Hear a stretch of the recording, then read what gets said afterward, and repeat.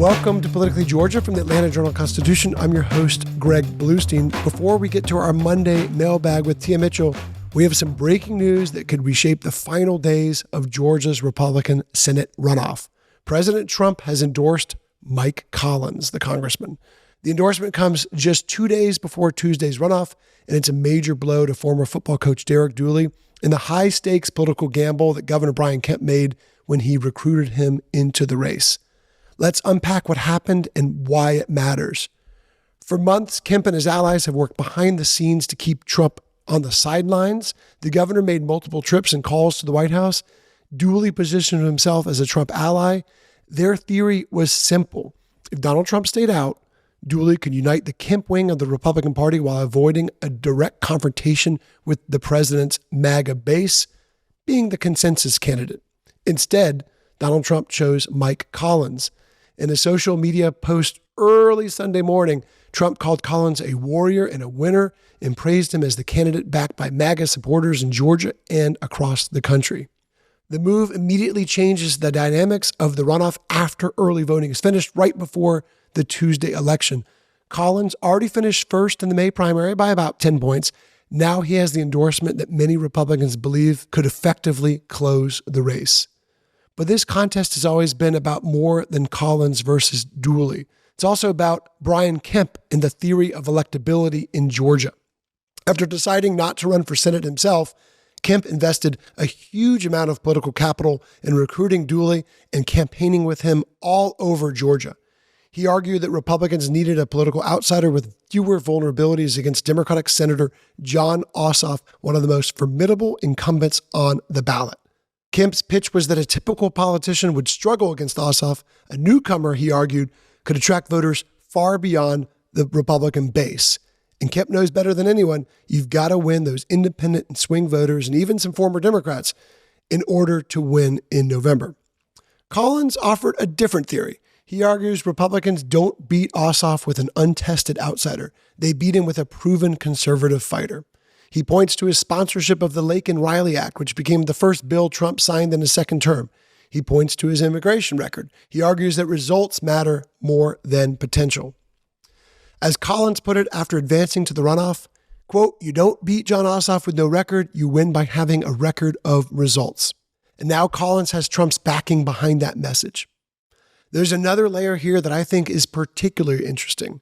This endorsement also drags the 2020 election fight back into the center of Georgia politics, if it really ever left. Trump used his endorsement message to attack Dooley for acknowledging that he lost Georgia in 2020, which of course he did. Dooley has generally tried to avoid relitigating the election. Collins has never backed away from his claims that the election was rigged, even though it was not. And that tells you something important about where Georgia Republican politics remains right now. There's no evidence of widespread fraud in Georgia's 2020 vote. 3 separate tallies, the original machine count, a statewide hand audit, and a machine recount all confirm Joe Biden's victory. But 6 years later, 2020 still looms over Georgia politics. The endorsement is also notable because of what it says about the relationship between Donald Trump and Brian Kemp. You'll remember, of course, the two spent years at war after Kemp refused Trump's efforts to overturn the 2020 election results. Trump endorsed a primary challenge against Kemp in 2022. And over the last 2 years, they've gradually rebuilt their relationship after a blow-up in 2024. Kemp helped Trump win in 2024 in Georgia, one of the most significant swing states on the ballot map. And both sides largely stopped taking public shots at each other. It was a ceasefire, it was a detente. But this Senate race exposed an old fault line. Kemp wanted Dooley, and now we know Trump wants Collins. And in the end, Trump chose his side. For Kemp, there are echoes here of another painful Senate fight. Back in 2019, Kemp appointed Kelly Loeffler to the Senate over Trump's initial objections.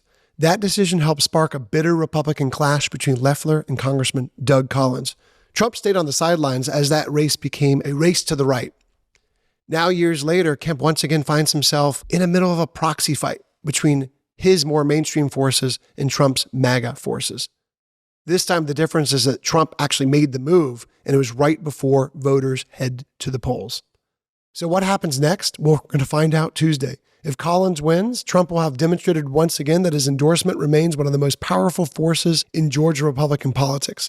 If Dooley survives, it will be one of the most significant victories of Kemp's political career and one of the biggest rebukes to Donald Trump in recent Georgia history. Either way, the result will shape not only the Senate race against Jon Ossoff, but also the broader conversation about who really leads the Republican Party in Georgia as Kemp enters the final months of his second term. All right, that's the breaking news. Now let's get to your Monday mailbag with Tia Mitchell and me. Tia, you're back in Atlanta for the runoffs. We've got a hell of a week ahead of us. Runoffs and special session. It is a big week. Yeah, a special session that could last at least a week, could go longer. We'll have a lot more on both these runoffs and special sessions. Shani B, we got a lot of questions this week to the listener mailbag, and kind of looking at this as sort of almost like a listener mailbag / setup for the elections. We'll have a lot more like a what to watch and stuff on Tuesday and the analysis on Wednesday. But I'm guessing these questions have a lot to do with the runoffs on Tuesday. Yeah, runoff election is tomorrow, so there are a lot of questions out there. And the number, if you have a question for the Politically Georgia podcast hotline, is 770-810-5297. Please leave us a name, or I will give you a name. Our first caller learned that lesson the hard way. Hi, this is Jebediah Palmer, according to the great Shani B. I just had a question. It comes to Keisha Lance Bottoms. Apparently in the May 19th primary, she clearly demonstrated she doesn't have a voter problem in terms of the scale of her victory, but she does seem to continue to have a Georgia power broker problem, at least in terms of the folks that worked with her most in the city of Atlanta and Fulton County. With Jon Ossoff getting squarely behind her, is there any tangible evidence that she is fixing that problem and bringing her colleagues to jump on board with her? Or is there still some hesitancy given to the bruised relationship she left during her tenure as mayor of Atlanta? Go Braves, go Dogs. Go Braves, go Dogs, Jebediah. Great question. And Tia, he's exactly right. Like Mayor Bottoms did not get a huge number of endorsements from leading Georgia Democratic power brokers.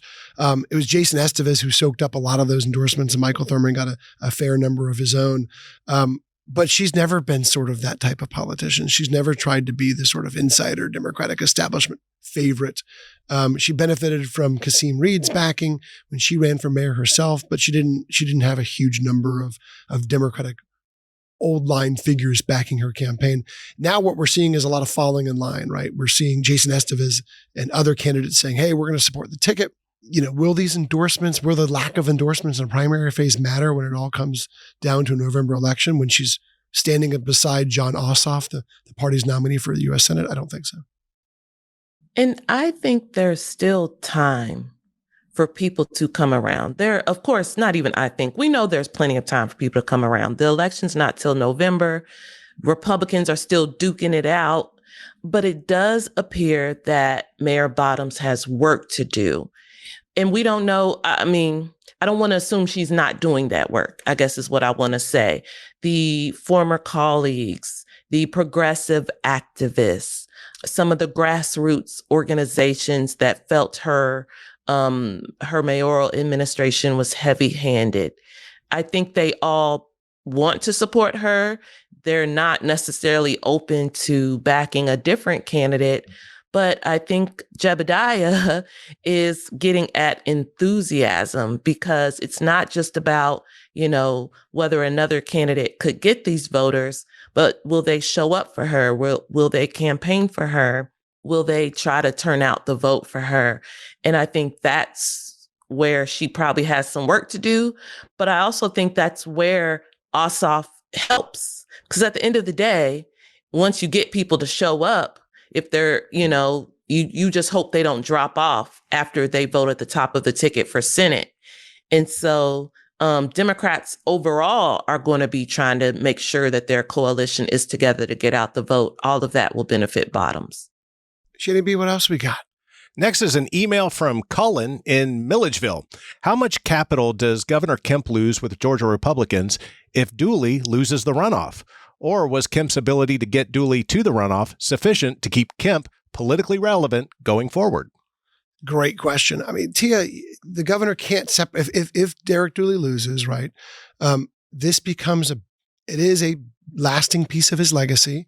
He has spent a huge chunk of his political capital this year on pushing Derek Dooley across the finish line. He has scaled back legislative agenda this year, not just because of the Senate race, of course. He's also a lame duck governor.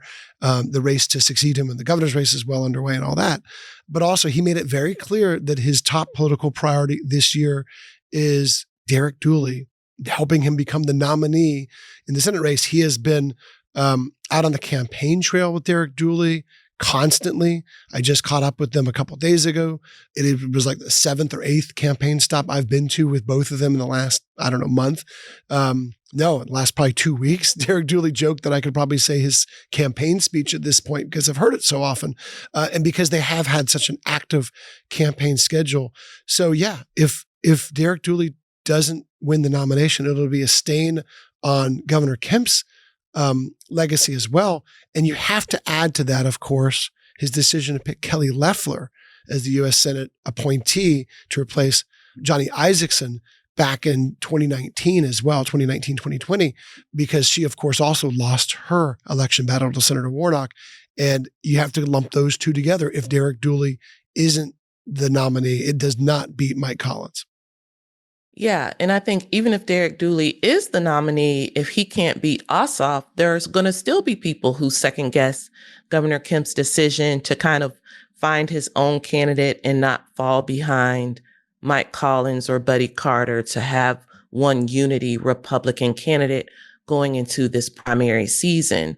So I do think a lot is riding on this decision. If Dooley does win, though, if he wins the primary, but he definitely still has to win outright, I think people will say, Governor Kemp was a genius, and that will really help fuel him as he prepares to leave the governor's office and decide what's next. So a lot is riding on this Senate race for the governor. Yeah, it bears repeating, too. This is not, we've said this before, but this is not just some paper endorsement where he goes out and films a commercial or two and goes to an event or two. This was a candidacy that Governor Kemp from the very get-go helped orchestrate, engineer. After he decided not to run, he helped draft Derek Dooley, who's a family friend. He grew up with Daniel Dooley, Derek's brother. He helped persuade John King to get out of the race. He was the insurance commissioner who was running in that Senate race way back when. Made it very clear to Mike Collins and Buddy Carter that all his marbles were in the Derek Dooley bucket there. And obviously, as we've said before, he went to Washington several times. He's talked with the president. He's talked with the White House inner circle. So he has worked very aggressively behind Derek Dooley to try to orchestrate this campaign, to try to keep the governor, if not endorsing Derek Dooley, at least on the sidelines, not backing Mike Collins. So yeah, this was something the governor put everything into. Shani B, what else we got? Next, we got a text message from Britt in Georgia's 14th Congressional District. Britt writes, with the 2026 midterms around the corner, do you agree that Trump's political sway and endorsements has an expiration date as of this November? Yeah, I think Tuesday is going to be a big test of that. Yeah, I think Tuesday, well, honestly, Trump has already passed his test in Georgia. I don't think any of his endorsed candidates either were not successful in the primary or didn't make the runoff. That being said, of course, he endorsed a lot of people who didn't really need his help in the primary. But I guess, the Burt Jones versus Rick Jackson on Tuesday will be the big test of the primary season. As far as does it have an expiration date, honestly, I don't know, because even as Trump becomes a lame duck president after this midterm election, he has proven that he still remains a force in the Republican Party. And I don't know if Republican voters are sitting at home like, oh, well, I'm just going to stop listening to Donald Trump after November. I think he will remain the leader of the party as long as he's active in politics and until someone overtakes him. And I have no idea who that someone could be or who voters would respond to as long as Donald Trump is still out there moving and shaking. So I think we have a lot of unknowns on how the Republican Party will move forward as Donald Trump's time in office we think is winding down. We also don't know if he tries to continue to seize power past 2028. I don't assume that will not happen. Yeah, and the power of Trump's endorsement has sort of been this roller coaster ride in Georgia. Back in 2018, we saw the president back Brian Kemp 6 days before the gubernatorial runoff. 6 days, right? And Kemp was already ahead in the polls over Keisha, but it like supercharged him to new heights. And I think he won all but 2 counties in that runoff. And then you flash forward to 2022, where we saw the president's endorsement falter. We saw it kind of just flag. He wasn't in office. He was the former president at that point. But Raffensperger, Carr, Kemp, John King, they all won despite facing Trump-backed challengers. And now we're, as Tia, you mentioned, we're back into this space where Trump's endorsement, at least on the Republican side of the ticket, matters hugely again. And this governor's runoff will be interesting because Trump early on backed Burt Jones. Rick Jackson's also been running, not as some sort of establishment favorite, but as a MAGA warrior as well, that someone who would be Trump's favorite governor in his words. So he's at least hoping that Trump continues to not say anything bad about Rick Jackson. He's been saying very nice things about Burt Jones, but Rick Jackson's hoping that Trump at least doesn't, neg him, doesn't criticize him overtly. It is so interesting because, of course, Trump's endorsement, Rick Jackson entered the race so late, relatively speaking, compared to Burt Jones. Trump's endorsement preceded Rick Jackson even being on the radar, right? But Trump did come back and reiterate his endorsement, re-up his endorsement, even after Rick Jackson was not only actively campaigning, but gaining a lot of momentum. So yes, Trump got behind Jones before Jackson was a factor, but he has chosen to remain behind Jones. But like you said, without outright attacking Jackson, that dynamic is going to be really interesting. Yeah. Jenny B, we have time for one more before a break. Yeah, let's do this one from Donna in Savannah. I've been watching both the Jones and Jackson campaigns pretty closely, and I honestly can't tell who's actually winning. Jones has Trump and Kemp's institutional allies. Jackson has money and is running ads to make it sound like Kemp is on his side too. What are y'all actually seeing on the ground heading into Tuesday? Great question. And Tia, we know that in Georgia, just because you're the first place finisher in the first round of voting in the primary doesn't mean you're instantly the favorite in the runoff. And that was, of course, the case with Casey Cagle and Brian Kemp. And there's lots of other examples. In this case, Burt Jones finished 5 or 6 points ahead of Rick Jackson in the first round of voting. But we've had a new torrent of ad spending. We've got another marquee matchup being the Senate race as well. I went up to Habersham County, which was the only county in Georgia that actually split between Burt Jones and Rick Jackson's, a dead even tie. And I just encountered a lot of voters who were so exhausted by the process. They were still voting, of course, but they were so exhausted by the process. They were looking for what they called the lesser of two evils. They didn't know what to trust. They've seen so many negative ads. Rick Jackson spent the bulk of it, but Burt Jones, his campaign has spent, $20 or so million in ad spending too, at least throughout the entire primary.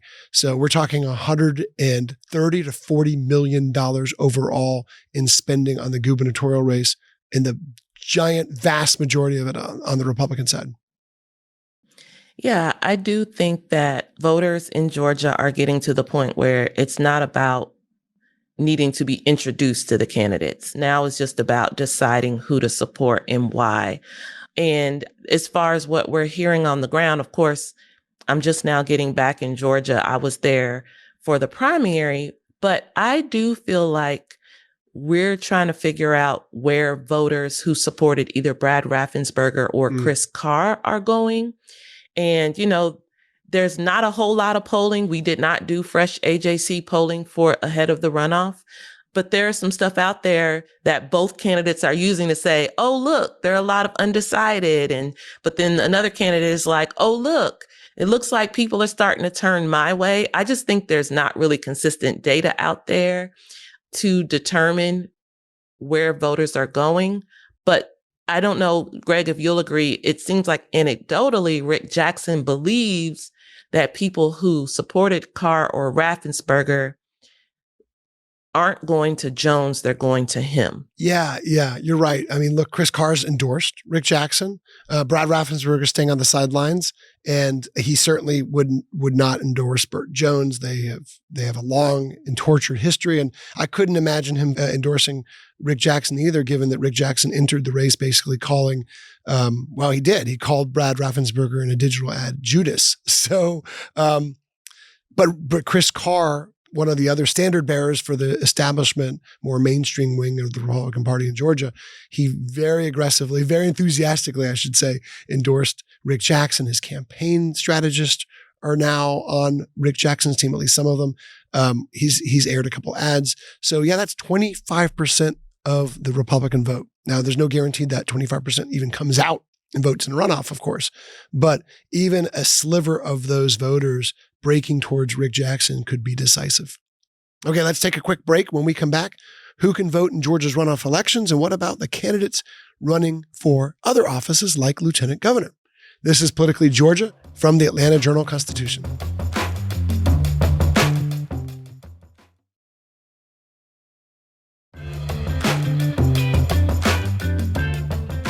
Welcome back to our Monday mailbag edition of Politically Georgia. Greg Bluestein here with Washington Bureau Chief Tia Mitchell, who is in Atlanta for how long? At least this week, right? Yes, I'll be there through Wednesday for the first day of this special session. You're in for all the fun. You've got going from runoff to, I don't think we're going to be getting much sleep, so we'll be covering the runoff, giving you analysis on what the heck happened in all these big races, and then pretty much going right to the Capitol. That sounds about right. Busy time. Yes, a special session that nobody wanted. A reminder, if you've got a question you'd like to ask us here on Politically Georgia, you can call our hotline anytime, day or night. Leave a question. We'll answer it during our next Monday mailbag episode. The number, again, is 770-810-5297. And Shaney B and his team of interns, you met a couple of them a couple of days ago on the show. They are standing by, waiting for your queries. Who's next, Shaney B? All right, next is a text message from Daniel, who writes, does it actually matter if it's Collins or Dooley in November? They're both Republicans running in Georgia. What's the real difference for voters? Tia, you want to take that? Sure. It does matter, right? Will they have different votes on most things? No. But that's the case for just about any primary. But there's a difference in style and approach. In what we've seen from Mike Collins, the controversies on social media, kind of speaking to a bro-y, online, kind of trolling type of crowd, that's not kind of what Dooley is portraying. Also, just kind of in the approach, Dooley has promised self-imposed term limits. He's said he'll do things like not trade in stocks and crypto. Mike Collins has not said he will discontinue his current active trading in stocks and crypto. So I think a lot of times it's not about how they vote, it's how they approach the job. Listen to what they say when they say things like, do I want to work across the aisle? How do they talk about President Trump and his policies? Now, again, Dooley and Collins aren't saying a lot different about Trump and his policies, but they are saying there is some contrast when they talk about their approach and their style. Mm-hmm. And they're also contrasting on, when you mentioned their approach, also on just how they'll prosecute the campaign, right? Dooley says that, hey, I'm the only one who can go on the offense against Ossoff because I won't have to play defense over these ethics issues and social media messages that you just mentioned, Tia. But Mike Collins, he says, hey, look, I'm not a Washington insider. I've only been there for a couple of years, but I already have a record of experience. I have a record of success. I helped pass the Lake and Riley Act. He was a key sponsor of all that, of that measure, of course, and other measures that he can put his name behind. And what he points at Derek Dooley saying, hey, this guy wasn't even involved in politics to the point where he didn't even vote in presidential elections until 2020. Something that Derek Dooley pretty much admitted right off the gate of this campaign. So the policies might be similar, but their personalities and their approaches couldn't be more different in many ways, right? Shaney B, what else we got? Next is a good question from Charisse in Decatur. She writes, I voted in the May Democratic primary, and I'm seeing ads for the Republican runoff everywhere. Can I vote Tuesday? And if not, why are Republicans the only ones with competitive races this cycle? Good question, Charisse. So if you voted nonpartisan or didn't vote at all, you can vote in the Republican runoff. But if you voted in the Democratic primary, you cannot vote in the Republican runoff and vice versa, which means if you voted in the Republican primary, you can't vote in a Democratic runoff. As to your second question, why are the Republicans the only ones with competitive races? Well, this is sort of a blessing, definitely a blessing for Democrats, is in that, of course, supporters of other candidates going against Keisha Lance Bottoms don't love that outcome. But for Democrats, they now have a nominee they can coalesce behind, they can unify behind, rather than another month of infighting. And John Ossoff didn't face any competition in his Senate campaign. Even if he did, it probably would have only been token opposition. So both of them have cemented their nominations, but there are down ticket Democratic runoffs, many of them. Some legislative races, some statewide races. We're watching very, very closely Lieutenant Governor's race, Secretary of State's race, some other races. There's congressional races as well that have gone to runoffs for challengers to Republican-friendly districts. So there's still a lot of reasons for Democrats to vote in the runoff, but the marquee matchups, Tia, are on the Republican side. Yeah, that's what I was going to say, Greg, is that there are lots of Democrats on the runoff ballot, just not for Senate and not for governor. And maybe the reason you aren't seeing, for example, Lieutenant Governor, which is the next statewide race down, there is a Democratic runoff between State Senator Josh McLaurin and former State Senator Nabila Islam Parks. But they don't have the type of money that Jones and Jackson have to flood your airwaves. So it's not that the runoffs aren't happening. They just may not be as high profile as what you're seeing from the Republican runoffs for Senate and governor. But that's why it's so important to get your sample ballot ahead of time so that you're prepared before you show up at the polls for what races are going to be on the ballot. Again, if you voted, like Greg said, if you voted in the Democratic primary, you're going to have to vote in the Democratic runoff. If you voted in the Republican primary, you're going to have to vote on the Republican runoff. But if you either didn't vote in the primary at all or you voted nonpartisan, you can pick which runoff ballot you want. But either way, get those sample ballots and research the candidates before you vote early or vote on Tuesday. Get those sample ballots and also check out the AJC voter guide because you can get all the details of all these candidates down ticket to the top of the ticket with their policy stances, with a little bit about their background, all that good stuff. AJC voter guide. That's my plug for the day. Shani P, what else we got? Next is a text message from Dante in Stone Mountain. Everyone keeps talking about governor and Senate, but nobody mentions lieutenant governor. There are runoffs in both parties, and I feel like I know nothing about them. Tia, you already inadvertently answered this question, but yeah, one of the reasons is the money issue, and really just not even go beyond money, just the attention issue. There's so many different things competing for our attention.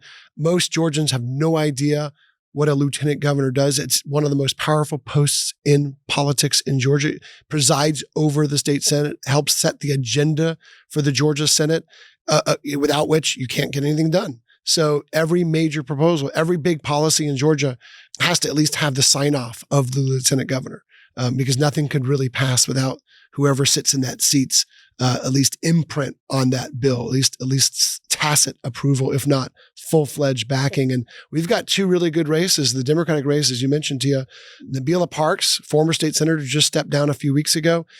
State Senator Josh McLaurin, he was the front runner until Parks got in the race and surprised everyone. Now it's kind of a neck and neck battle. We have no idea how that race will play out, but we know that McLaurin has been hammering Parks for resigning. And so she will not have a seat in this special session. She resigned to go focus on the campaign while McLaurin stayed in the race. And Parks basically says McLaurin's running a shoestring operation. He's not running a serious campaign in her view, and that she wanted to bring that sort of sentiment to this race. And Tia, the Republican side is very, very cantankerous as well. So if you look at the map of the primary results in this Republican lieutenant governor's race, it's fascinating because there was 5 main candidates we were watching, including 4 state senators or former state senators, and they all did really well. They all won like the territory in their districts. But the guy who won the biggest margin around the rest of the state was Kennedy, partly because it's, because of his record and his campaign and all that, but of course, partly because of his name. Voters who were there to go primarily to vote for governor or senate or other races that they cared about more might have just said, oh, I like that name. Yeah, sounds like an honest guy. Yeah, exactly. So that helped him. Of course, no one thought that anyone would get an outright victory, but the big question was who would face Kennedy. And Steve Gooch, Blake Tillery, David Clark, all of them ran very, very, well-funded and formidable campaigns, but it was Greg Dolezal who helped self-fund his own campaign. And as you mentioned, Tia, you alluded to those social media controversies and others, but one of the ads that he had that really caught a lot of attention was an outright Islamophobic ad that he ran, basically an AI ad, basically insinuating that there will be some sort of Sharia law takeover in Georgia and that he would stop it, even though that really hasn't even been a remote discussion in Georgia in decades. Yeah, and I just wanted to go back to the original question is about learning more about the runoffs. And I just want to put a plug in. Yes, the AJC has voter guides, but there are other hyper local sites, your local weekly, if you're out in rural Georgia or even in metro Atlanta, some of those daily papers in the suburbs and weekly papers in the suburbs are talking to candidates for some of these local races. In addition to the AJC, you also get that sample ballot. Like I said before, look up those candidates, visit their websites, do your research, go to their social media, see what they're talking about. I know it can be a chore, but take an hour and really take the election seriously. Yeah, don't waste your vote. Do your homework. Shani B, do we have time for one more? Let's wrap it up with Jesse in Cumming, who wrote, I keep reading that the special session starts the day after the runoff. I want to make sure I understand. Whoever wins Tuesday has to immediately pivot to a legislative session while still possibly bruised from a nasty primary? Yeah, I think the rest of your question you didn't read. I see it on the screen. That would suck. That would suck. Yeah, and this is why this is the special session no one wants. I mean, at the end of the regular session, I'm sitting there on the floor of the House and there's senators walking in and out, and there's House reps walking in and out, Democrats, Republicans, they're all telling me and Patricia, this is going to be a nightmare because basically there's a July deadline to overhaul the voting system and there was competing legislation in the Senate and the House. The House would have pushed the deadline back a year or two, let the next round of lawmakers figure it out. Well, that didn't go anywhere. So now we're heading back to a special session to deal with that. And then you add to that the Supreme Court ruling that weakened the Voting Rights Act. Now you've got redistricting. This is in the middle of a holiday weekend for Father's Day. Juneteenth is that Friday. The runoff is Tuesday. So the day after the runoff, you're going to have some defeated candidates, right? You're going to have folks who ran for lieutenant governor, who are still in the state Senate, who are coming back for this. You're going to have, we don't know, obviously, if Burt Jones will win or not, but either way, he's going to be presiding over the state Senate. So just what a stew of messiness. Yeah, and think about it. If Rick Jackson wins the primary, right, which means there is a chance he could become governor, wouldn't you think the Rick Jackson aligned people in the legislature would say, hold up. We don't want you to do a special session. We're going to wait till our guy can be the one to approve new maps. Or what if John Kennedy, because you said Dolezal and Burt Jones are kind of aligned. Mm-hmm. If John Kennedy wins the runoff and says, hold up, I don't know if I want a special session with Burt Jones in the driver's seat. Why don't I wait till I'm possibly in the driver's seat? I don't know. I just wonder if there will be some questions around how much they get done, I guess, in the special session, depending on the outcome of the runoff the day before. We can't predict that, but I just wonder, I know as I've been, even talking to sources up in DC, there's just a lot of head scratching over the timing of this special session. Yeah. And there's a lot of Republicans, along with Democrats, who do not want to come in for a special session to deal with voting, let alone deal with redistricting. But At least as of this taping, by all accounts, the governor's moving forward with it. Well, that's going to do it for today's edition of Politically Georgia. If you enjoy what you heard, please follow, rate, and review us on your favorite podcast platform and share Politically Georgia with a friend. It really helps others find our show and join the conversation.